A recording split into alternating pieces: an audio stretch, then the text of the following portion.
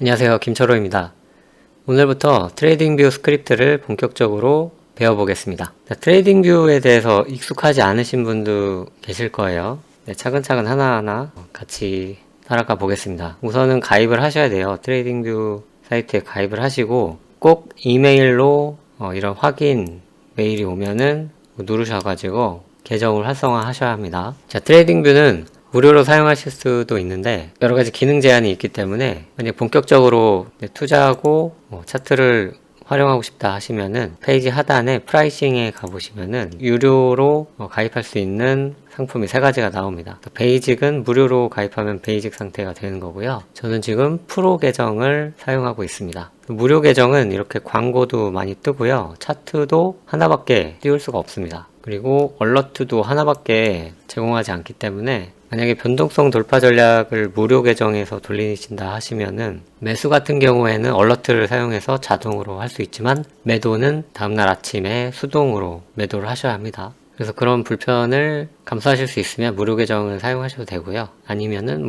최소 그냥 프로 계정을 사용하셔야 한 종목에 대해서 매수와 매도 자동 매매가 가능한 거죠. 그 스크립트는 무료 계정에서도 사용할 수 있으니까요. 본격적으로 사용하시기 전에 무료 계정에서 충분히 연습을 해보시는 걸 추천드립니다. 자, 그럼 이제 차트를 보겠습니다. 로그인 하신 후에 여기 차트를 눌러보시면은 지금은 아무것도 없을 겁니다. 여기를 누르셔가지고 차트를 새로 하나 만들겠습니다. 그러면 이런 화면이 뜹니다. 광고가 자꾸 뜨죠. 무료 계정이기 때문에 광고가 뜹니다. 이런 매수 매도 패널이 뜨는데요. 이건 필요 없으니까 마우스 오른쪽 눌러서 매수 매도 패널 숨기기 해주시고요. 오른쪽에 있는 이 와치리스트나 이렇게 얼러트 볼 수 있는 서브 창이 뜨는데 이것도 지금은 필요 없으니까요. 여기 한 번 더 누르시거나 아니면은 여기 경계선을 끌어서 없앨 수가 있습니다. 없애주시고요. 지금은 제가 그 바이비트 비트코인을 띄워놨어요. 다른 종목을 원하시면은 이 왼쪽 상단에서 종목 코드를 쳐주시면 됩니다. 만약에 나는 빗썸의 비트코인 한화 차트를 보고 싶다 그러면은 BTC KRW 이렇게 치시면 돼요. 이렇게 선택하시면 되겠습니다. 아니면 어떤 종목이 있는지 이제 거래소마다도 볼 수 있거든요. 그래서 여기 다시 종목명 선택하시고요. 이걸 다 지워 보시면은 이렇게 거래소를 선택할 수 있는 게 있습니다. 여기 전체 거래소 여기를 눌러 보시면은 이제 맨 아래에 그 크립토 커런시 암호화폐 거래소가 이렇게 쫙 나와 있습니다. 여기서 만약에 나는 빗썸에 어떤 종목이 있는지 보시려면 빗썸을 선택하시면 돼요. 그러면 여기 이렇게 비트코인 한화 리플, 이더리움, 이오스, 비트코인 캐시, 트론 이렇게 나옵니다. 그래서 여기서 이렇게 선택하시면 돼요. 한국 주식 같은 경우에도 그 종목 코드를 쓰면은 여기서 볼 수가 있습니다. 예를 들어서 삼성 같은 경우에는 005930 이렇게 하면 삼성 차트도 여기서 볼 수가 있습니다. 지금 이제 비트코인 암호화폐 기준으로 설명드릴 거기 때문에 저는 바이비트 비트코인을 기준으로 일단 한번 보겠습니다. 또 광고가 떴죠. 광고가 계속 뜰 겁니다. 여기 오른쪽 위에 이름 없음이라고 되어 있는 부분 있죠? 여기를 눌러서 이름을 한번 바꿔볼게요. 일단 저는 강의용으로 진행할 거니까 강의용으로 써보겠습니다. 그리고 이 차트가 이렇게 바뀌잖아요. 이렇게 스케일을 바꾼다든가 아니면 여기다가 뭔가 글씨를 쓴다든가 하시면은 이 구름이 점선으로 바뀌면서 여기 안에 또 아무것도 없는 구름으로 바뀌어요. 이거는 이제 뭔가 변경사항이 생겼다라는 거고요. 여기를 한번 더 누르시거나 지금 저장 이걸 누르시면은 구름이 막 돌아가면서 체크 표시가 뜹니다. 그러면 요 차트가 저장되었다는 말이에요. 그래서 여기서 차트 불러오기 하셔서 저장된 차트를 계속 불러올 수가 있습니다. 근데 지금 이 계정은 강의용으로 여러분들이 이제 무료로 사용하시는 분들도 따라 해보실 수 있도록 무료 계정을 하나 만들어서 진행하는 거기 때문에 차트를 하나밖에 저장을 못해요. 여기서 일단 계속 해야 합니다. 차트는 이렇게 움직일 수가 있어요. 마우스 왼쪽 클릭하셔가지고 허공에 대고 이렇게 움직이시면은 과거로 갔다 이제 현재로 왔다 할 수 있고요. 마우스 휠 버튼 누르면 휠 버튼을 굴리면은 확대 축소도 됩니다.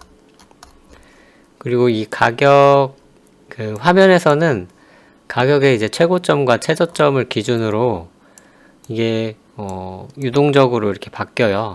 요 눈금의 간격이요. 그죠? 이렇게.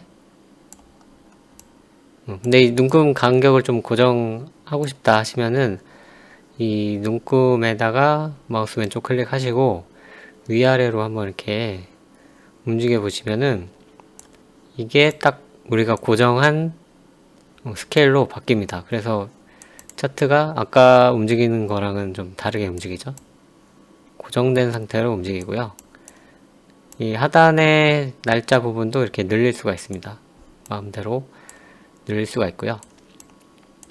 자, 아까 상태로 돌아가시려면은 가격 눈금 바를 더블 클릭하시면 돼요. 그러면 아까처럼 이렇게 상대적인 높이로 보여주게 됩니다. 그리고 날짜 눈금바도 더블 클릭하면은 가장 기본적인 스케일로 바뀌어요. 차트 이렇게 움직이는 거는 뭐 그 정도 알아두시면 되겠습니다. 자, 그럼 가장 처음에는 이동평균선을 만들어 볼 거예요. 어디서 만드냐? 요 밑에 보시면은 파인 에디터라고 있습니다. 눌러주시면 이렇게 이름 없는 스크립트라고 해서 여기 뭔가 쓸 수 있는 창이 하나 이렇게 밑으로 뜹니다. 그 파인 에디터를 한 번 더 누르면은 이게 닫아지고요. 아니면은 여기에서 오른쪽에서 감추기 이 버튼 누르면 또 이렇게 감춰지고 다시 화살표를 누르면은 뭐 보여주고 이런 식으로 없앨 수가 있습니다. 이 창을 내렸다고 해서 그 우리가 쓴 내용이 없어지는 건 아니에요. 잠시 감춰두는 겁니다. 이 스크립트 강의 모드로 바꿔서 진행해 보겠습니다. 네, 강의 모드가 되었습니다. 여러분들이 스크립트를 잘 보실 수 있도록 이렇게 바꿔봤어요. 화면에서 잘 보이실지 모르겠습니다. 아무튼 이 파일 에디터를 선택하시면 처음에 이렇게 세 줄이 기본적으로 떠요. 그래서 이게 무슨 뜻인지 설명해 드리자면 이 파일 에디터에도 버전이 있습니다. 버전들마다 그 문법이 약간씩 달라요. 그래서 과거의 맞춤법과 현대의 맞춤법이 다르듯이 이것도 버전 1과 2와 뭐 3과 4와 그러니까 문법이 다 다르기 때문에 여기에 이제부터 사용할 이 스크립트의 문법은 이제 버전 4에 맞춰서 작성하는 것이다 라고 알려주는 겁니다. 그래서 요게 항상 들어가야 되고요. 지금 강의를 하는 시점에서는 버전 4가 가장 최신 버전입니다. 그래서 오픈소스 스크립트 같은 걸 보면은 여기가 2나 3으로 되어 있는 것들도 있을 거예요. 그걸 뭐 사용하시는 데는 아무런 뭐 지장은 없고요. 근데 이렇게 그 버전 3과 버전 4가 혼용되어 있으면은 문제가 될 가능성이 있기 때문에 버전을 맞춰주시는 게 좋습니다. 제가 얼러트를 하나 테스트로 걸어놨는데 그게 떠버렸네요. 얼러트 없애겠습니다. 그 밑에 있는 애는 이 스터디라는 거는 그 지표를 나타내는 거예요. 이제부터 작성할 스크립트는 지표 스크립트다. 그리고 그 괄호 안에 있는 거는 그 지표의 이름인 것입니다. 그리고 밑에 있는 것은 이제 플롯은 이 차트에 어떤 그림을 그려주는 함수예요. 함수라는 거는 어떤 기능을 해주는 애라고 생각하시면 되겠습니다. 그리고 그 안에 이제 뭔가 들어가는데 클로즈라는 거는 종가를 말해요. 그러니까 뭐 1일이든 뭐 1시간이든 시가가 있고 뭐 고가 저가를 거쳐서 종가가 나오잖아요. 그 종가를 그려준다 라는 거죠. 그러니까 세 번째 줄을 해석해 보자면 종가를 차트에 그려라 그런 겁니다. 어렵지가 않죠. 그러면 이게 과연 어떻게 이 차트에서 나타나는지 그냥 한번 보겠습니다. 여기에서 이제 차트에 넣기를 누르시면은 이 스크립트가 이제 해석이 돼서 보여져요. 그럼 이렇게 나왔습니다. 이 스크립트 세 줄로 이 파란색 그래프를 우리가 만든 거예요. 이게 근데 뭐냐? 이 위에 있는 차트에 종가를 그대로 이어서 나타내 준 겁니다. 보시면 모양이 똑같죠? 그러니까 이 캔들 차트를 선 차트로 나타내 준 거라고 생각하시면 됩니다. 차트 이쪽에 보시면은 이 버튼을 눌러 보시면은 차트 유형을 바꿀 수가 있는데 라인이라고 있죠. 선 차트. 자, 이거랑 이제 똑같은 형태로 구현을 한 겁니다. 자, 그래서 이게 뭐 무슨 의미가 있느냐? 딱히 뭐 그런 뭐 특별한 의미는 없어요. 그냥 예제로 하나 이렇게 만들어 놓은 거고요. 생각해 보면은 이것이 이제 1이동 평균선이다. 그렇게 말할 수가 있겠습니다.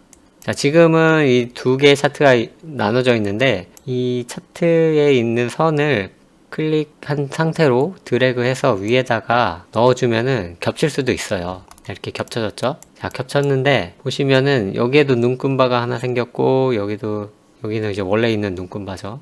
자, 왼쪽에 눈금바가 하나 생겼습니다. 이 왼쪽에 있는 눈금바는 우리가 지금 만든 이 파란색 종가를 이어준 그 차트를 위한 눈금바인 거예요. 근데 굳이 눈금바가 이렇게 두 개가 있을 필요는 없죠. 같은 눈금바를 사용하기 때문에 이렇게 된 상태에서는 그 눈금바의 마우스 오른쪽 버튼을 클릭하셔가지고 모든 스케일 하나로 머지 해서 뭐 왼쪽이 편하시면 왼쪽에 합치셔도 되고요. 오른쪽이 편하시면 오른쪽에 합치시면 되겠습니다. 저는 오른쪽에 한번 합쳐볼게요. 그러면은 이제 눈금을 하나로 이제 공유를 하면서 이렇게 종가가 이어진 모습을 보실 수 있을 겁니다. 그러니까 기본 예제는 1 이동평균선이다 이렇게 생각하시면 되겠습니다. 그러면 이제 이동평균선을 만들어 볼 건데요. 일단 이동평균선이 뭔지 알고 계셔야겠죠. 우리가 구현하고자 하는 이동평균선은 만약에 5일이다 그러면은 5일간의 가격을 평균 내서 그 가격들을 이어준 선을 이동평균선이라고 하는 거죠. 그러면 이제 여기다가 이어서 계속 만들어 볼게요. 자, 클로즈는 종가라고 했습니다. 그래서 종가 기준으로 이동평균선을 만들 건데요. 직전에 5일간의 종가를 합쳐서 5로 나눠줘야겠죠. 그걸 어떻게 해주느냐. 클로즈는 당일의 종가고요. 바로 전날의 종가는 어떻게 표현하느냐. 클로즈 하고 이 꺽쇠 괄호 하신 다음에 그 안에다가 1을 넣으시면은 그 전날의 종가인 겁니다. 그리고 같은 원리로 2라고 치시면은 2일 전의 종가인 거예요.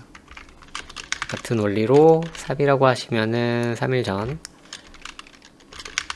자, 4라고 하시면은 4일 전인 겁니다. 자, 그 다음에는 이제 5일간의 종가를 다 더했으면은 이것을 5로 나눠줘야겠죠. 나누기는 이제 슬래시 하시고 5 이렇게 하시면 되는데, 자, 이 스크립트에서도 사칙 연산의 우선순위가 적용이 돼요. 그래서 우리가 실생활에서 더하기와 뭐 빼기, 나누기, 곱하기가 섞여 있으면은 곱하기와 나누기를 먼저 하잖아요. 그래서 이렇게 하시면은 이 뒤에 거가 가장 먼저 되고 그 다음에 이 앞에 있는 것들이 더해지면서 우리가 생각하고 있는 그런 결과가 나오지 않습니다. 그래서 이렇게 괄호를 써주셔야 돼요. 그러면은 괄호 안에 있는 거 먼저 5일간의 종가를 다 더하고 맨 마지막에 이렇게 5로 나눠주는 겁니다. 자, 그러면 이거를 복사해서 저는 여기서 이제 실행을 시켜야 되니까 자, 또 차트에 넣기를 한번 눌러볼게요. 자, 그러면 뭔가 또 이제 파란색으로 이렇게 차트가 생겼는데요. 아까와는 다르게 뭔가 이렇게 좀 더 부드러워진 느낌이 들지 않으세요? 아까는 좀 뾰족뾰족했는데 좀 부드러워졌습니다. 그러면 얘를 마찬가지로 선을 클릭한 채로 잡아 끌어서 위에다가 놔볼게요. 그리고 스케일을 합쳐줘야겠죠? 자, 이렇게 보시면은 확대를 해볼게요. 그러면 맨 처음에 만든 것은 이 캔들에 붙어서 가지만 자, 지금 만들어 놓은 것은 캔들과는 약간 떨어져서, 물론 이렇게 겹치는 부분도 있지만 약간 떨어져서 이렇게 가는 것을 볼 수가 있습니다. 이게 바로 이동평균선인 거죠. 이제 5개의 평균값을 내서 해준 거기 때문에 캔들에서 붙어서 가진 않고요. 캔들이 이제 꺾여지는 부분에서는 닿을 수 있지만 보통은 떨어져서 진행됩니다. 자, 맨 처음에 만든 1 이동평균선은 그냥 지울게요. 지표 이름에서 요 X표를 누르면은 그게 지워집니다. 자, 이게 이제 5 이동평균선을 지금 만든 거예요. 자, 그러면 트레이딩 뷰 안에 내장되어 있는 이동평균선을 불러와서 과연 우리가 구현한 이동평균선이 이 이동평균선하고 일치하는지 한번 보겠습니다. 자, 지표는 그 차트에서 이렇게 표시처럼 생긴 거에다가 더하기 생긴 이 아이콘을 누르셔도 되고요. 저는 간편하게 슬래시를 누르면 단축키거든요. 그리고 여기에다가 이동평균 쳐볼게요. 이 검색이 잘 안됩니다. 검색이 잘 안돼요. 이동평균 여기 나왔죠? 얘를 클릭해서 초기 값은 9로 되어 있을 거예요. 여기 보시면 9로 선택되어 있죠. 이 톱니바퀴를 누르시면은 아니면은 지표를 더블 클릭하시면 설정창이 뜨고요. 이 길이를 우리가 5 이동평균선을 만들었으니까요. 5로 바꾸고요. 소스는 클로즈. 클로즈는 이제 종가인 겁니다. 종가. 종가 기준으로 했기 때문에 클로즈 선택하시고 옵셋은 0으로 해두시면 됩니다. 확인 누르시면은 우리가 만든 파란색 이동평균선하고 트레이딩 뷰에 내장되어 있는 이동평균선이 완벽하게 합쳐진 것을 볼 수가 있습니다. 여기 보시면 지표 값을 볼 수가 있는데 값이 완전히 동일하죠. 자, 그래서 우리가 이런 스크립트를 통해서 5이동평균선을 만들었다. 그렇게 생각하시면 되겠습니다. 자, 이렇게 하나하나씩 해가시는 거예요. 자, 근데 나는 5이동평균선 말고 22동평균선을 쓰고 싶어. 그럼 어떻게 해야 될까요? 여기다가 클로즈 5, 클로즈 6, 클로즈 7 이렇게 해서 클로즈 뭐 19까지 한 다음에 20으로 나눠주면 되겠죠. 근데 그렇게 하면은 소스도 길어지고 좀 비효율적이에요. 그렇기 때문에 우리는 내장 함수를 쓸 겁니다. 자, 그럼 이동평균선에 대한 내장 함수를 쓰면 되는데요. 이동평균선의 내장 함수가 뭘까? 그걸 알아야 되잖아요. 도움말 파인스크립트 v4 레퍼런스 팝업 이거 눌러보시면은 이렇게 매뉴얼이 하나 뜹니다. 그러니까 우리가 모르는 단어가 있을 때 사전을 찾아보듯이 찾아볼 수가 있는 거예요. 어떤 내장 함수들이 있는지 이렇게 보는 겁니다. 그래서 이동평균에 대한 내장 함수는 SMA라고 있어요. 그런 함수들이 있는지 없는지는 이렇게 찾아보는 수밖에 없어요. 그러니까 정보가 아무것도 없다면요. 근데 다른 소스들을 참고할 수도 있고요. 여기다가 왠지 그 함수와 관련되어 있을 것 같다라는 단어를 쳐보면서 찾아볼 수도 있어요. 이동평균에 대한 내장 함수가 SMA라는 것을 알고 있기 때문에 여러분들도 이제 제가 말씀드리면서 알게 되신 거죠. 자, 아무튼 그 이동평균선에 대한 내장 함수가 SMA라고 나와 있습니다. 그래서 이 설명을 그냥 읽어보시면 돼요. 만약에 가르쳐 줄 사람이 없으면은 여기 어떤 함수들이 있는지 보시면서 공부하실 수도 있습니다. 그래서 함수에 대한 이름과 함수에 대한 설명이 간략히 나오고요. 밑에 보면은 함수의 기본형이 나와 있습니다. 그래서 이 함수는 어떻게 쓰느냐, SMA 치고 괄호 열고 소스와 길이 괄호 닫고 이렇게 써주시면 돼요. 그래서 이걸 복사해가지고 그 세 번째 줄 새로 만드셔서 여기서 복사를 한번 해봅시다. 이렇게 쓰시면 돼요. 그리고 밑에 보기에 보시면 이렇게 예제가 나오기도 해요. 그래서 이거는 이렇게 사용하시면 종가를 기준으로 해서 15일간의 종가 기준 이동평균선을 차트에 그려라. 그런 말이 되는 겁니다. 그리고 밑에 있는 거는 반복문으로 이거를 구현하는 식인데 이렇게 구현하면은 또 길어지죠. 길어지기 때문에 요거를 축약해서 트레이딩 뷰 안에서 사용할 수 있게 이렇게 만들어 놓은 거예요. 요거를 복사하셔도 되고요. 아니면 예제를 그대로 복사해서 여기에 붙여 넣으시면 되겠습니다. 여기 플로트 자리에 붙여 넣으시면 되겠죠. 자, 그리고 괄호가 또 중요해요. 지금 여기에 플롯에도 괄호가 있고 SMA에도 괄호가 있죠. 그래서 괄호를 열었으면 반드시 괄호를 닫아줘야 합니다. 지금 제가 괄호 하나를 없애봤는데 SMA는 괄호 열고 괄호 닫기가 됐지만 플로트는 괄호가 열려져 있고 닫혀져 있지 않기 때문에 이건 에러가 나고요.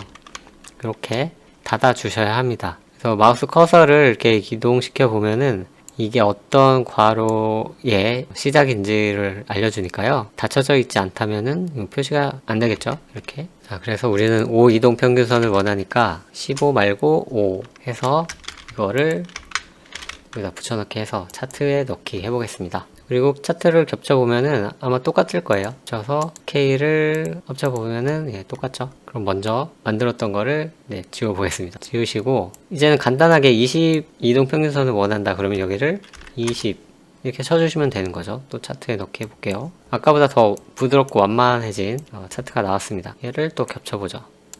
겹치면 자, 20 이동평균선이 이렇게 만들어진 겁니다. 그 다음에 50 이동평균선도 넣어볼 수가 있겠죠. 얘도 겹치고 자, 50 이동평균선까지 겹쳤습니다. 근데 색깔이 다 똑같다 보니까 구분이 안 돼요. 색깔은 이렇게 설정을 들어가셔가지고 이 플롯에 대한 색깔을 이렇게 바꿀 수가 있습니다.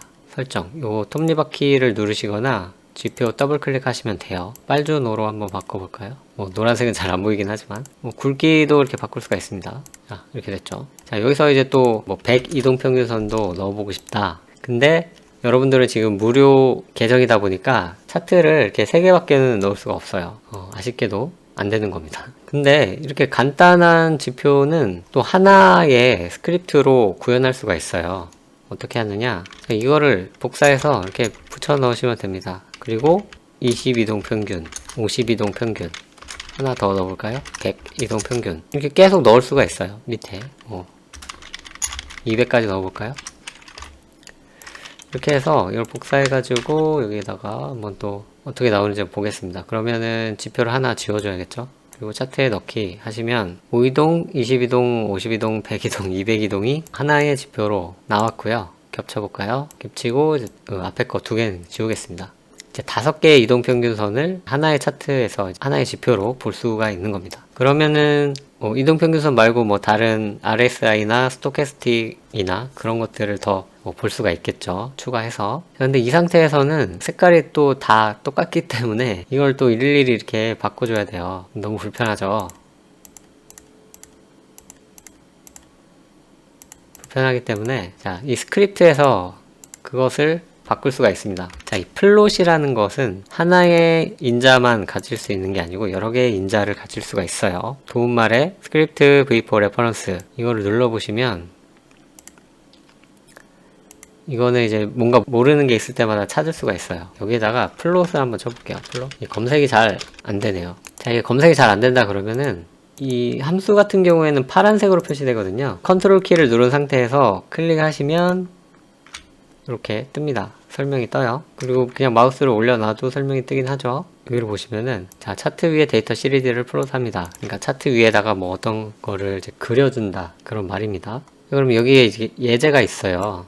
예제가 이렇게 쭉 나와 있고, 그럼 밑에 이제 기본형이 나와 있고요. 밑에 또 예제가 또 나와 있습니다. 그리고 각 인자에 대한 설명이 있는데요. 여기 보면은 컬러라고 있습니다.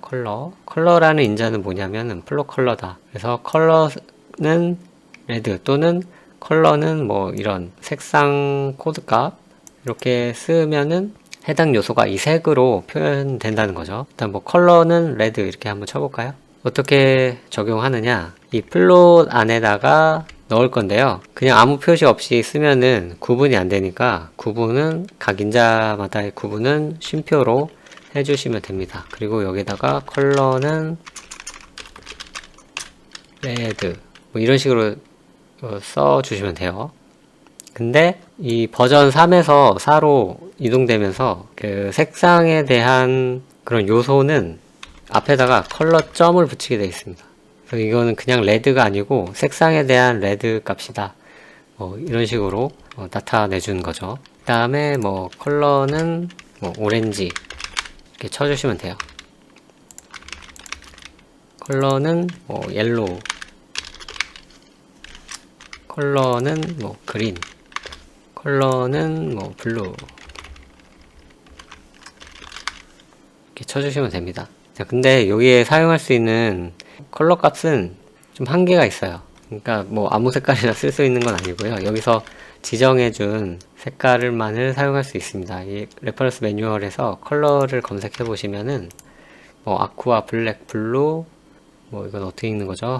그레이, 그린, 라임 몇 가지가 이렇게 정해져 있는데 여기에서 있는 것들만 이렇게 사용할 수 있고요. 뭐 라이트 레드다 뭐 그런 건 당연히 안 되고요. 여기 지정되어 있지 않으니까 그렇게는 사용할 수가 없고요. 만약에 색상 코드 값을 알고 있다 그러시면은 여기다가 뭐 샵 하고 FF 0000 이렇게 적어주시면 되겠습니다. 이렇게 해서 어떻게 나오는지 한번 볼게요. 차트에 넣기. 그러면은 아까는 그냥 파란색으로만 나왔었는데 이제는 빨주노초 파로 나왔죠. 우리가 일일이 이렇게 설정해서 지정해 주지 않아도 이 값을 통해서 바로 색깔이 적용되었습니다. 그럼 얘 지우고 얘를 겹치면 되겠죠. 자, 잘 따라오고 계신가요? 이렇게 소스에서 날짜를 바꿀 수가 있잖아요. 근데 만약에 다른 한 12동평균도 보고 싶은데 그러면 다시 소스를 열어가지고 여기를 10으로 바꾼 다음에 다시 위에다 적용시키고 차트를 다시 겹치고 그런 일련의 과정들이 또 필요한 거예요. 그게 너무 귀찮기 때문에 간단하게 설정만을 바꿔서 그러니까 소스를 수정하지 않고 설정을 바꿔가지고 이 날짜 값을 바꾸도록 그렇게 할 수가 있습니다. 그렇게 한번 해볼게요. 그럼 또 함수를 써야 되는데 이번에 어떤 함수를 쓰느냐, input이라는 함수를 쓸 겁니다. input을 쓸 건데요. 항상 함수는 함수명을 쓰고 괄호 안에 어떤 인자가 들어간다 그렇게 생각하시면 되겠습니다. 그래서 input이라는 것이 어떤 건지 보려면 또 레퍼런스 매뉴얼을 봐야겠죠. 자, input은 QIS 스크립트 인디케이터에 input을 넣는다. 어떤 입력값을 넣을 수 있다는 거죠. 그래서 기본형은 이렇게 생겼습니다. input 안에 뭐 4가지 인자가 들어갈 수도 있고요. 뭐 8가지 인자가 들어가기도 하고 5가지 인자가 들어가기도 합니다. 자, 이렇게 화살표로 나온 거는 자, 이 함수가 어떤 값을 리턴 해주는 그러니까 반환해주는 형태가 뭔지 알려주는 거예요. 그래서 만약에 이렇게 네 가지 인자로 함수를 쓴다 그러면은 불은 이제 참과 거짓으로만 이제 나눠져 있는 두 가지 형태가 있는 형식입니다. 형식이고, 자, input 인티저는 이제 정수형. 정수라는 거는 뭐 0, 1, 2, 3, 4, 5, 6, 뭐 마이너스 1, 마이너스 2, 마이너스 3, 뭐 그런 식의, 그러니까 소수가 아닌 수를 말하고요. 자, 플로트는 소수를 말합니다. 소수점이 있는 뭐 0.1이나 뭐 마이너스 0.1, 마이너스 2.35 뭐 그런 숫자들을 말하고요. 스트링은 이제 문자 형식. 그리고 시리즈는 그 차트에 있는 가격, 값 그런 것도 리턴이 가능하다 하는 겁니다. 자, 그러면 여기에서 나머지는 뭐 바꿀 필요가 없고 이 날짜 값들만 수시로 바꾸고 싶은 거잖아요. 그러면은 이 날짜 같은 경우에는 소수점으로 표현이 안 되는 거죠. 생각해 보면은 항상 정수형, 그러니까 0보다 큰 정수이기 때문에 이 정수형으로 나오는 거라고 생각하시면 되겠습니다. 설명이 매끄럽지가 못합니다. 양해해 주시고. 자, 그럼 input이라는 함수에 어떤 인자가 들어가느냐. 자, 우리가 반환해야 할 것은 날짜. 그러니까 input을 써가지고 날짜를 뱉어내야 되는 거예요. 이 인자들에 대한 설명은 밑에 나와 있으니까 읽어보시면 되고요. 가장 먼저 초기 값이라고 생각하시면 됩니다. 이 인풋에 어떤 초기 값을 지정해 줘야 하는데 일단은 이렇게 5라고 지정을 해줘 볼게요. 그리고 타이틀은 이 받아들이는 인자에 대한 설명, 그러니까 이름이라고 보시면 되겠습니다. 근데 필수 값이 아니기 때문에 굳이 안 써주셔도 됩니다. 그냥 이렇게만 써주셔도 되긴 돼요. 그러면 이거를 이제 input 5라는 거를 자, 이 5 자리에다가 써가지고 복사해서 여기다 넣어보겠습니다. 에러가 났죠. 여기 보시면은 어떤 에러가 났냐, 라인 3에서 어떤 에러가 났다. 그러니까 input 함수에 대한 에러가 났다는 거죠. 그러니까 문법이 틀렸다는 거예요. 이렇게 쓰지 말고 my bar는 input 어쩌고 저쩌고 이런 형식으로 써라 라고 얘가 알려준 겁니다. 그러니까 맞춤법 검사기 같은 거예요. 그럼 여기 보시면은 이거를 이렇게 넣지 말고 어떤 변수에다가 넣어가지고 써라, 그렇게 말해준 겁니다. 그래서 input이라는 거는 저렇게 걔가 필요한 위치에 넣는 게 아니고 변수를 하나 거친 다음에 넣어주는 겁니다. 예를 들어서 뭐 a는 input 5 이런 식으로 이렇게 해서 한번 넣어볼게요. 그러면 에러가 안 나고 제대로 나왔죠. 여기서 그 지표 톱니바퀴나 지표 더블 클릭 해보시면은 뭔가 이제 하나가 생겼어요. A라고 해서 5가 생겼습니다. 자, 여기를 잘 보시면은 자, A라는 거는 이 변수 이름이 그대로 A로 들어갔고요. 5라는 거는 인풋 안에 들어있는 이 5가 여기 들어가 있는 거예요. 그래서 얘를 바꿔보시면은 여기 차트 모양이 바뀌는 걸 볼 수가 있습니다. 그죠? 그래서 20이라고 쳐보시면은 요 두 번째 22동 평균하고 완전히 겹쳐지는 모습을 볼 수가 있습니다. 나는 12동 평균을 보고 싶어. 그러면은 10 이렇게 치시면 되겠죠. 자, 소스를 수정하는 것보다 이 설정을 만들어서 바꾸는 것이 훨씬 더 편하고 빠르고 좋죠. 뭐 나머지 것들도 이런 식으로 바꿔주시면 됩니다. 이게 이제 5개니까요. 5개를 만들고 얘 이름을 뭐 A, B, C, D, E로 하고 여기를 뭐 10, 15, 20, 25, 30 이렇게 해볼까요? 그리고 이 자리에다가 B, C, D, E 이런 식으로 해보겠습니다. 그걸 차트에 넣어보면 이제는 5개의 설정을 할 수가 있는 거예요. 그래서 뭐 아까처럼 5, 20, 50, 100, 200 자, 이렇게도 해볼 수 있는 거죠. 자, 여기까지 잘 오셨습니다. 자, 근데 이렇게 간단한 스크립트 같은 경우에는 변수명을 신경 쓸 필요는 없지만 그래도 뭐 여기를 그냥 의미 없는 ABCD로 하는 것보다는 누가 봐도 알아보기 쉽도록 변수 이름을 의미가 있는 걸로 해주시는 게 좋습니다. 그래서 ABCDE로 이름 지을 게 아니라 얘가 실제로 기능하는 이동평균선의 길이잖아요. 무빙 에버리지, 뭐 랭스 이런 식으로 쳐주시면 돼요. 뭐 무빙 에버리지 랭스 이렇게 쳐주시면 되는데 이 단어들이 이렇게 띄어쓰지면 안 되는 겁니다. 그래서 어떻게 하느냐, 이렇게 언더바를 써서 나타내 주기도 하고요. 아니면은 그 구분이 되는, 그러니까 띄어쓰기로 구분하거나 아니면 의미적으로 구별이 되는 단어의 앞 글자를 대문자로 이렇게 표시하기도 해요. 이렇게. 그러니까 뭐 어떤 것을 사용하셔도 상관은 없습니다. 자, 근데 이렇게 무빙 에버리지 랭스 쓰면은 또 너무 길죠. 길기 때문에 좀 줄여야 됩니다. 어떻게 줄이냐? 그거는 뭐 여러분들 마음이에요. 그래서 뭐 무빙 에버리지니까 앞 글자를 따서 무빙 에버리지 랭스 이렇게 줄이셔도 되고요. 이제 랭스 같은 경우에는 보통 이제 렌이라고 많이 줄여요. 그래서 뭐 ma len 써주셔도 되고, 여기 사이를 언더바로 연결하셔도 되고, 아니면 ma는 소문자 그리고 len은 대문자 이렇게 써주셔도 되겠습니다. 그래서 뭐 언더바나 뭐 대문자 이렇게 섞으셔도 되고요. 그건 뭐 여러분들 마음이에요. 그래서 뭐 나머지 것들도 ma len이라고 바꿔줍니다.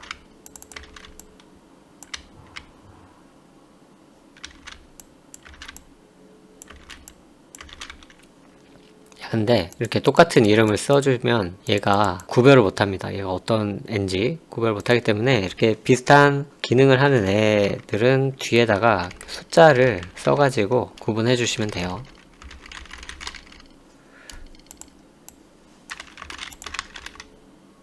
그래서 하나를 지워야겠죠? 지표가 3개밖에 넣지 못하니까요. 이 이름만 바꿨기 때문에 동작은 똑같습니다. 더블 클릭해보면은 변수의 이름이 여기로 갔죠. 자, 근데 이렇게 줄여주는 거는 이 프로그래밍 그 스크립트 소스를 줄이기 위함이고, 이거를 만약에 다른 사람들이 썼을 때는 MAlen 이게 뭐지라고 생각할 수도 있어요. 그렇기 때문에 여기에다가 이름을 또 지정을 해주는 과정이 있으면 더 좋습니다. 물론 이 지표 이름이 무빙 에버리지이기 때문에 굳이 이제 설명을 하지 않아도 이게 이동평균선 길이라는 것을 다 알 거예요. 그래도 굳이 한번 바꿔줘 봅시다. 여기에 두 번째 보시면 타이틀이라는 인자가 있죠. 그래서 두 번째 자리에다가 뭔가를 쓰면은 그것이 이제 이름이 되는 겁니다. 그래서 ma 랭스 뭐 대문자 쓰셔도 되고요. 저는 이렇게 소문자로 랭스는 이렇게 소문자로 써보겠습니다.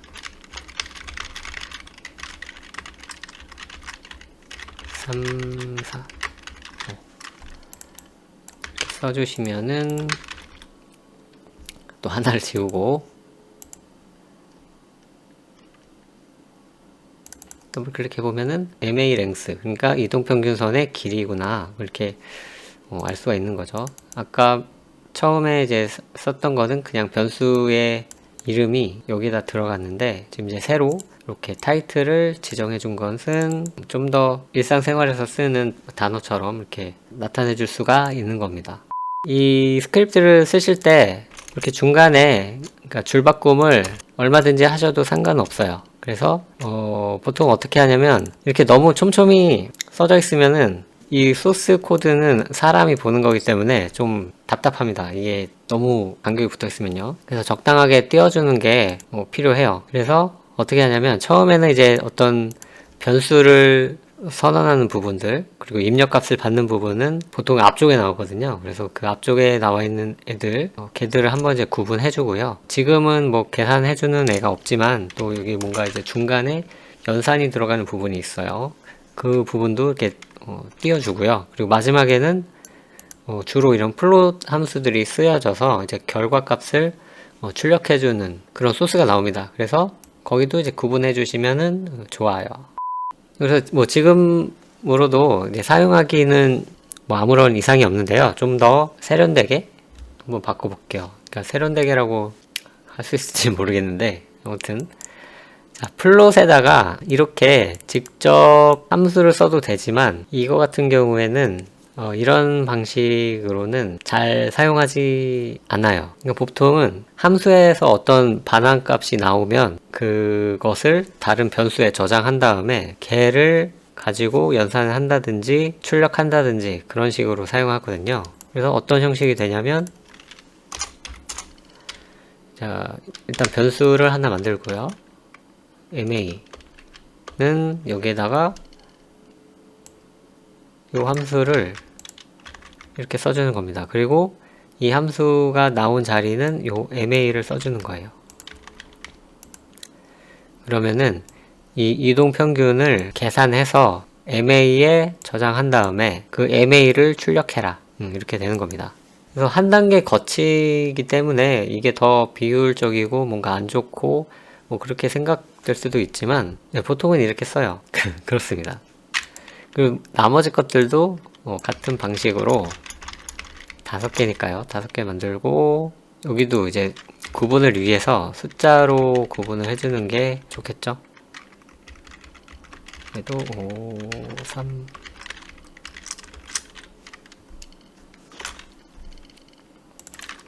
또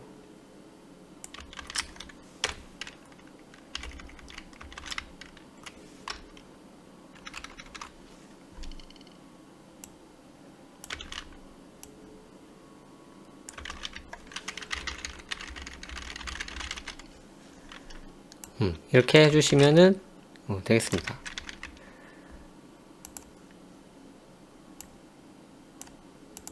자, 그러면 결과는 뭐 아까랑 똑같아요. 다를 게 없죠. 근데 이제 이것을 사람이 보기에 좋아진 형태라고 이제 할 수가 있겠습니다. 사람이 쓰기에 이제 좋아진 형태가 된 거예요. 그래서 보시면 자, 입력부가 나오고요. 연산부가 나오고 이제 출력부가 나온 겁니다. 입력, 그러니까 이 날짜들을 입력을 받아서 여기서 이제 계산을 해준 다음에 그 계산을 출력해 주는 거죠. 그래서 여러분들이 앞으로도 어떤 스크립트를 만든다고 하실 때 출력은 반드시 있겠죠. 여기 어떤 신호나 지표값을 보여줘야 되니까요. 그래서 출력부가 당연히 있을 거고 연산부도 당연히 있을 겁니다. 입력부는 없을 수도 있는데 보통은 그 입력값을 줘가지고 상황에 따라서 그 수치를 바꿀 거기 때문에 입력부도 있을 거예요. 그래서 항상 어떤 스크립트를 만드실 때 입력이 뭐고 그리고 어떤 걸 계산해야 되고 어떤 걸 출력해야 되는지 요 3가지를 나눠 가지고 생각하시면은 구현하시면 되겠습니다. 뭐 띄어쓰기는 뭐 자기 마음이에요. 뭐 2줄 떠도 되고요. 아니면 이렇게 뭐 입력부에서도 이렇게 한 줄씩 이렇게 띄워 주셔도 되는데 그러면 이제 소스가 너무 길어지고 뭐 굳이 이렇게까지 할 필요는 없어요. 이게 의미적으로 비슷한 애들이니까요. 여기에서 뭐 다른 입력값이 있으면은 걔를 한 줄 띄워주고 또 어쩌고 저쩌고 인풋 이렇게 써줄 수는 있는데 지금은 뭐 거의 같은 기능을 하고 너무나 짧은 스크립트이기 때문에 그냥 이렇게 한 줄 정도만 띄워주면 되겠습니다. 그리고 띄어쓰기도 뭐 여기서 얼마든지 하셔도 돼요.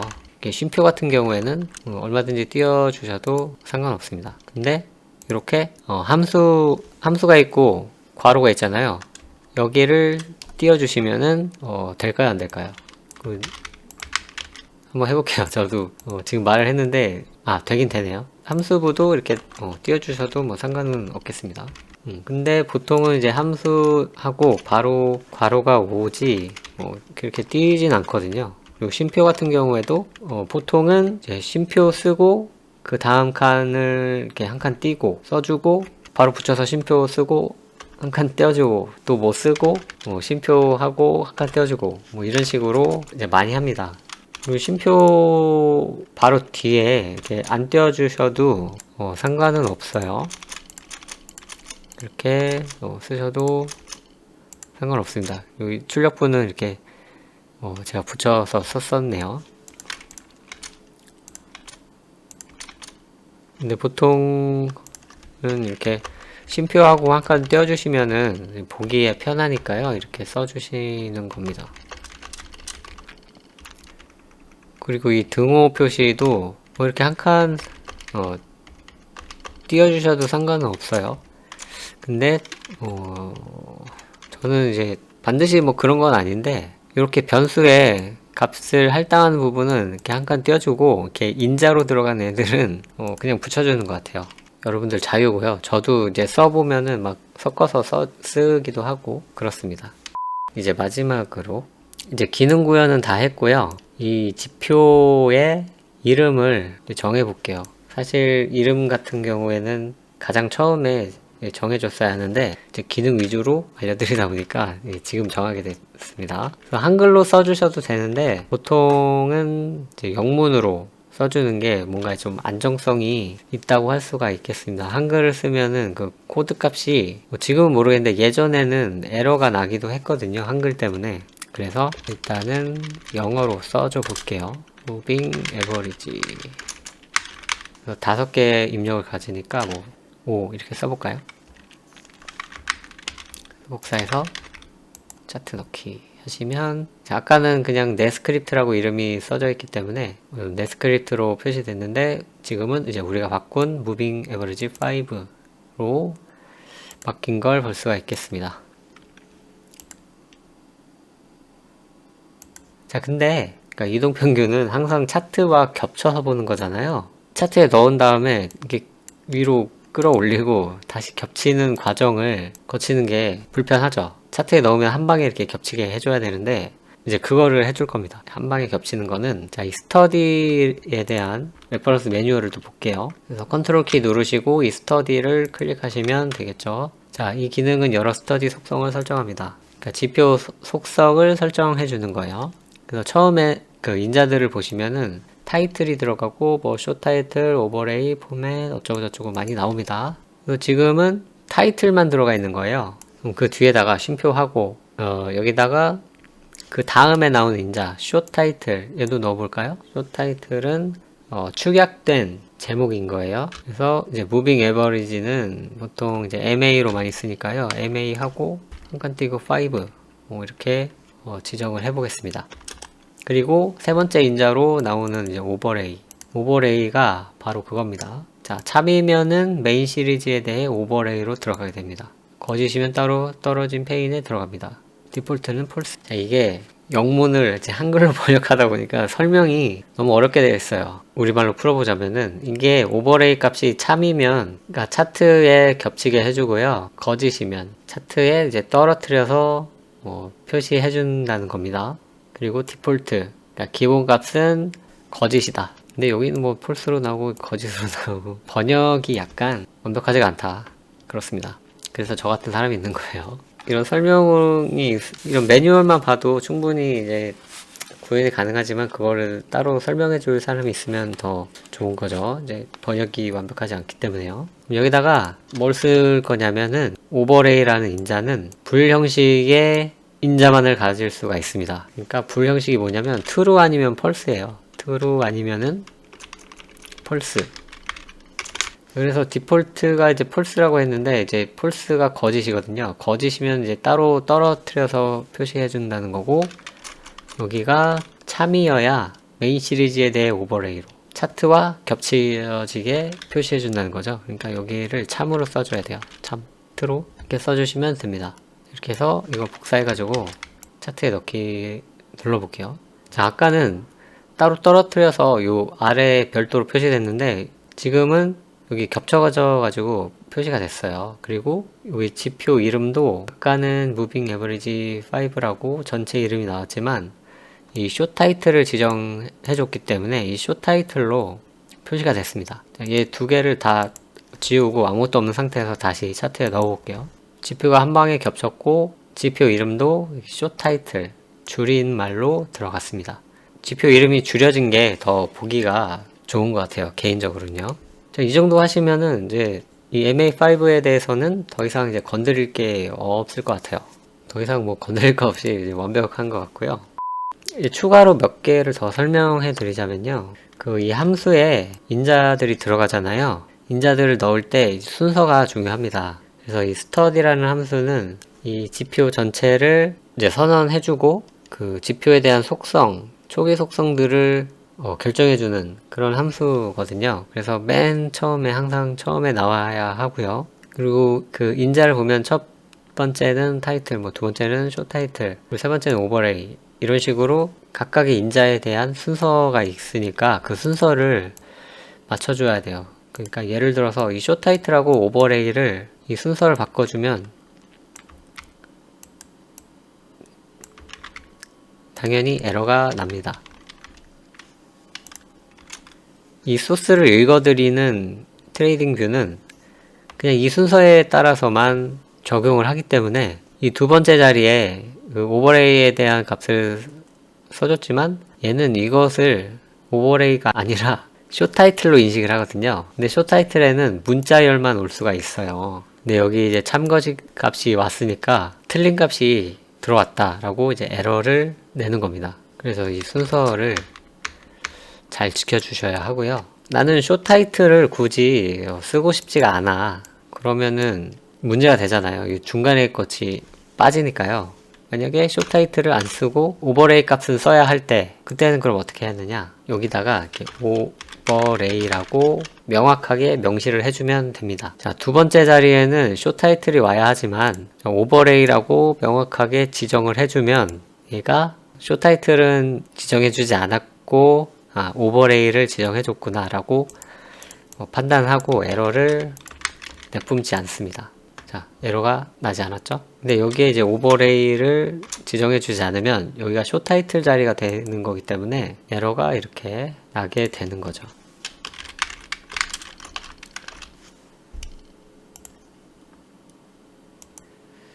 그래서 그 인자들의 순서를 지키지 않을 때는 반드시 그 인자의 이름을 앞에다가 써주셔야 한다는 겁니다. 다른 함수들도 마찬가지예요. 이 이동평균 값도 첫 자리에는 소스가 와야 되고 두 번째 자리에는 이제 길이가 와야 되는데 나는 굳이 뒷자리에다가 이 소스를 넣고 싶어 하시면은 명확하게만 지정해 주시면 됩니다. 소스는 클로즈, 앞에도 당연히 명확하게 해주셔야겠죠.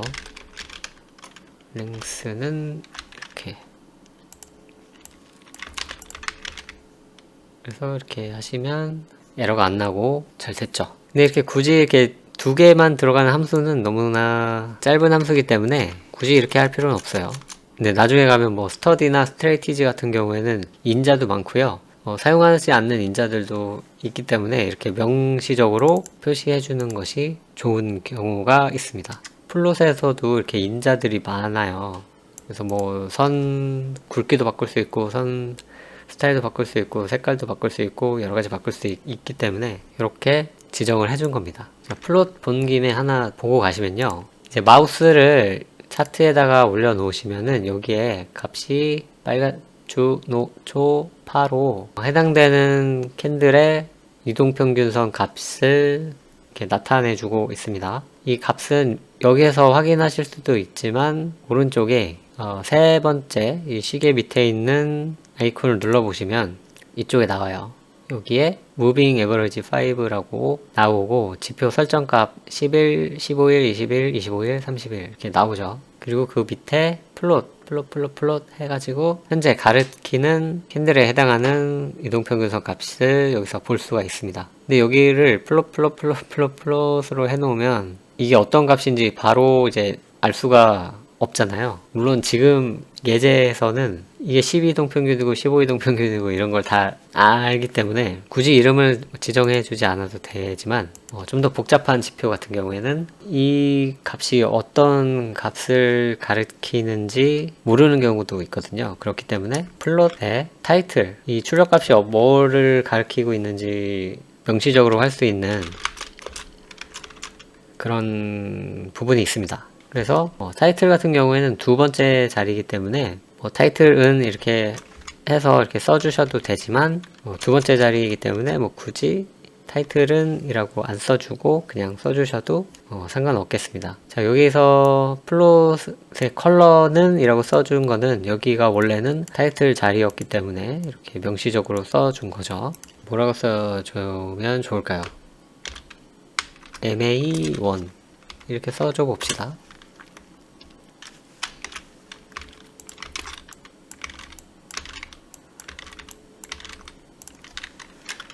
MA2, MA3, 3, 4, 5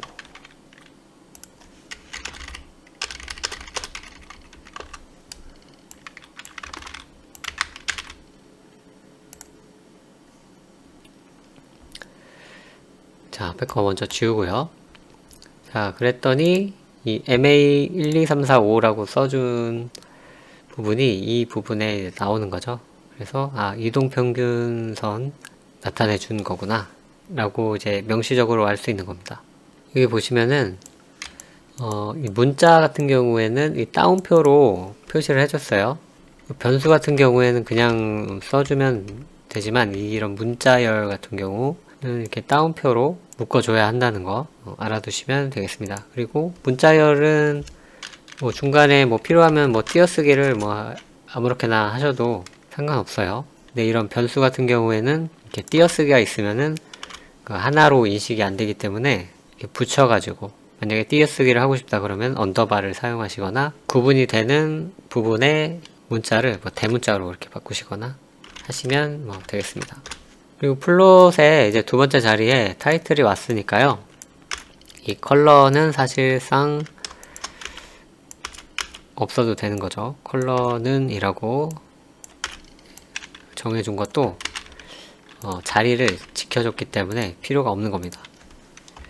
그리고 쇼 타이틀에서도 아까 MA5를 지웠었는데 다시 만들고 오버레이를 한번 지워 볼게요. 이렇게 해서 차트에 넣어 보시면은 여기가 MA5로 나오면서 공간도 뭐 적게 차지하고 MA라는 거는 뭐 이동평균이라고 쉽게 생각할 수 있으니까요. 이렇게 하시는 게 좀 더 간단하게 표현할 수 있는 방법일 것 같습니다. 제가 생각해보니까 저장하는 방법을 안 알려드렸네요. 자, 스크립트 에디터에서 저장 버튼 누르십니다. 그러면 여기 이름을 지정해 주실 수 있어요. 그래서 저장 누르시면 됩니다. 기본적으로는 이 지표 타이틀이 지정되고요. 다르게 하셔도 상관없습니다. 이렇게 저장하시면 그 연필 모양 누르셔서 이름 바꾸실 수도 있고요. 이렇게 별표 누르시면은 이게 즐겨찾기로 지정이 돼요. 그래서 열기 누르시면 즐겨찾기 된 그 지표가 가장 맨 위에 나오게 됩니다. 그리고 좋은 점 중에 하나가 버전 관리가 된다는 거예요. 여기서 어떤 다른 수정을 하신 다음에 저장을 누르면 이 버전이 달라지게 됩니다. 예를 들어서 뭐 띄어쓰기를 딱 붙여쓰기로 해놓고 그러면은 이렇게 빨간 별표가 생겼죠? 뭔가 이제 수정사항이 생겼다는 거예요. 저장을 누르시면 저장이 되고 버전이 2로 바꿔지면서 여기를 눌러보면 그 이전 버전들도 불러올 수가 있어요. 그리고 여기서 어떤 수정을 하신 다음에 저장하시면 그 이미 적용되어 있는 지표라고 하면은 그게 바로 지정이 됩니다. 바로 적용이 돼요. 근데 이런 설정 값들은 초기 값으로 다 돌아갑니다. 예를 들어서 얘네들을 다 20 이동평균선으로 바꿔볼게요. 그리고 여기서 어떤 수정을 한 다음에 저장하면 이렇게 아까는 20 이동평균이었는데 다 초기 값으로 돌아갔죠. 값을 바꾸셨다면은 그 값을 기억을 해 두시는 게 좋아요. 그리고 이제 지표를 저장하셨으면은 이 파인 에디터에서 지표를 불러오는 것이 아니라 표, 인디케이터 불러오기 해서 불러오시면 됩니다. 단축키로는 슬래시 키고요. 아이콘으로 하시려면은 이렇게 이 버튼을 누르시면 돼요. 그래서 내 스크립트 가보면은 무빙 에버리지 5가 있죠. 오른쪽에 이 작은 화살표를 누르면은 아까 즐겨찾기 한 요거 별표 눌러서 즐겨찾기 했죠. 그 즐겨찾기 한 지표가 여기에 표시 바로 되네요. 이렇게 넣으시면 되겠습니다. 그리고 지표에서 이렇게 중괄호 표시로 된 것을 눌러보면은 그 지표에 대한 소스가 나옵니다. 근데 이거는 여러분들이 작성한 소스이기 때문에 공개 소스가 돼서 이렇게 소스 코드 보는 버튼이 생겼는데 비공개 소스 지표도 있어요. 다른 사람들이 만든 지표인데 그 소스를 이제 감추고 싶은 사람은 비공개 스크립트로 해서 올려놓거든요. 그래서 여러분들은 그런 비공개 소스 코드를 사용한 지표를 받아서 이렇게 표시는 할 수 있지만 소스는 못 보는 거예요. 그러니까 그것이 어떤 원리로 구현되어 있는지는 알 수가 없는 거죠. 그런 거는 왜 감춰놓느냐면 그게 뭐 노하우일 수도 있고요. 아니면 자신만의 전략 그것을 노출시키지 않기 위해서 비공개로 할 수도 있는 겁니다. 근데 여러분들이 작성한 소스는 여러분들밖에 보지 못하고요. 이 스크립트 퍼블리쉬로 공개를 해야 다른 사람들이 뭐 보든지 말든지 할 수 있는 거예요. 그러니까 여러분들은 얼마든지 여러분들 계정 안에서 소스 작성하시고 저장하시고요. 뭐 스크립트 퍼블리쉬를 굳이 하실 필요는 없을 거예요. 이렇게 해서 5개 이동평균선을 하나의 지표로 만드는 과정을 설명 들어봤어요. 설명해 드릴 것들이 좀 있어가지고 시간이 너무 길어졌는데, 보통 이런 거는 뭐 한 5분 만에 만들 수 있어야 합니다. 스크립트에 대한 지식이 있으면요. 5분도 안 걸릴 거예요, 사실.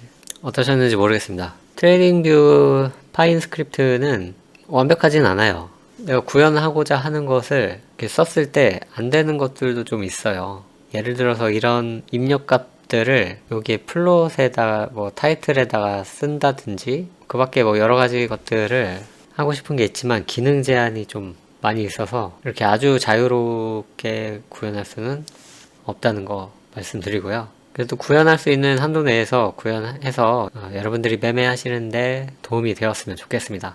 자, 그럼 다음 시간에는 우리가 만든 이동평균선 지표를 가지고 이동평균 전략을 만들어 보겠습니다. 그래서 전략을 만들어서 매수 매도 신호를 발생시켜 보고요.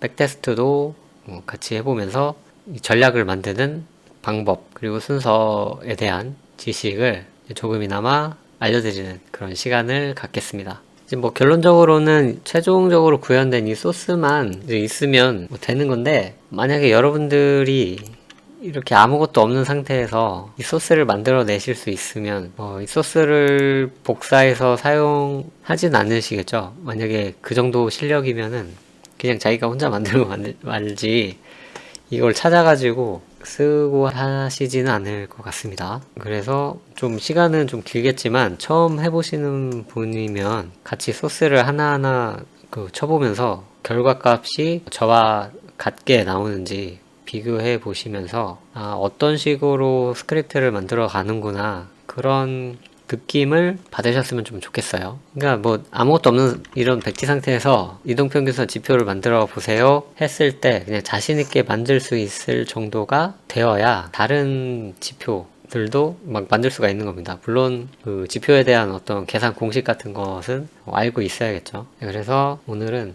여기까지 하고요.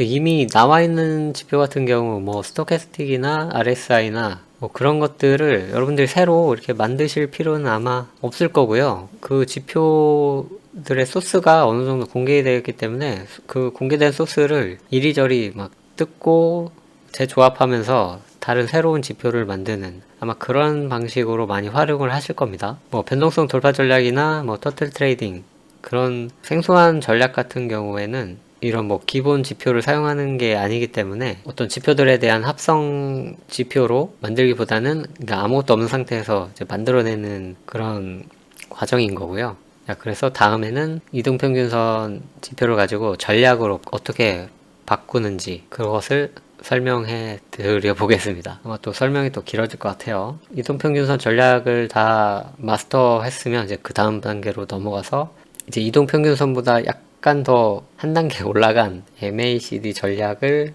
만들어가는 과정을 보여드리겠습니다. 그 다음에 뭐 추가적인 강의는 계속 공개를 할지 아니면 수강생분들께만 공개를 할지 그건 좀 생각을 해봐야겠어요. 그리고 궁금하신 점 있으시면 댓글 달아주시고요. 내가 만들고 싶은 지표가 있다 그러면은 제보해 주시면은 그것도 시간이 된다고 하면 구현을 해서 같이 공부하는 시간을 갖겠습니다. 그럼 다음에 뵙겠습니다. 고맙습니다.